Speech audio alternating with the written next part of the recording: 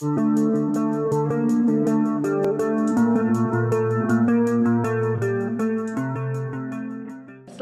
datang di Indonesia Fintech Summit 2021. Hadirnya teknologi finansial atau fintech turut mendorong perekonomian Indonesia. Penelitian Indef tahun 2019 menunjukkan fintech berkontribusi positif terhadap pertumbuhan ekonomi sebesar 0,45% dan produk domestik bruto PDB sebesar lebih dari 60 triliun. Berkaca pada kondisi ini, saya ingin menekankan beberapa hal. Pertama, pertumbuhan fintech syariah perlu dipercepat. BI dan OJK saya harapkan mengawal regulasi untuk membangun perkembangan fintech legal. Fintech harus inklusif, jangan eksklusif. Transformasi digital itu harus diakselerasi, dipercepat.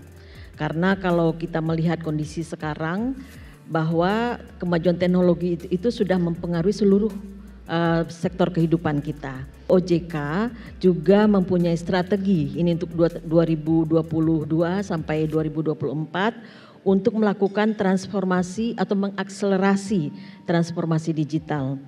Jadi strategi itu sudah dipaparkan atau dicantumkan atau dituangkan di dalam 2 kerangka kerja jangka panjang atau jangka menengah kalau bisa kita katakan yang diterbitkan OJK, yaitu ada Master Plan Sektor Jasa Keuangan Indonesia yang periodenya adalah 2020 sampai 2025. Kemudian ada Roadmap Inovasi Keuangan Digital.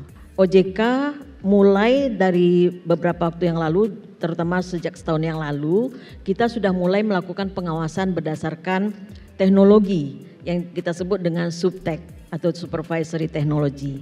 Nah, ini tentu kita mendorong adanya peningkatan penggunaan SupTech dan RegTech. Jadi RegTech ini adalah sistem yang akan dimanfaatkan oleh sektor jasa keuangan untuk bisa memenuhi ketentuan-ketentuan yang ada. Kita berharap bahwa dalam waktu 1 atau 2 tahun ke depan yang tadi saya sampaikan Supervisory Technology itu sudah bisa kita bikin pilotingnya. Tetapi untuk IKD, inovasi keuangan digital, arah regulasi kita atau strateginya adalah mengembangkan berdasarkan market conduct. Nah, market conduct ini gunanya adalah untuk memitigasi risiko teknologi, kemudian melindungi konsumen dan masyarakat, dan kemudian juga tentu perlu untuk meningkatkan persaingan. Penanganan COVID-19 juga mengakselerasi tren digitalisasi di berbagai sektor. Hal tersebutlah yang juga saya harapkan terjadi pada sektor ekonomi dan keuangan digital di Indonesia.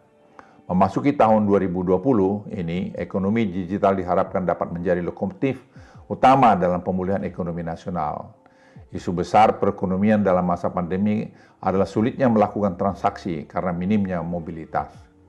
Hal ini harusnya menjadi cambuk bagi kita semua untuk terus mendorong dengan cepat perkembangan ekonomi digital beserta berbagai inovasinya. Di dalam konteks menciptakan akses yang lebih besar bagi UMKM ini, maka potensi dan peran dari fintech menjadi sangat-sangat penting.